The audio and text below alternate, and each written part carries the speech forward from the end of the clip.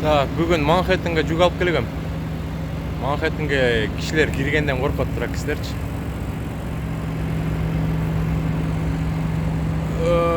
Манхэттенде жүрөбүз азыр.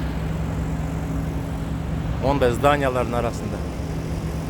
Асман тиреген. Зданиянын үстүндө вертолет турат да.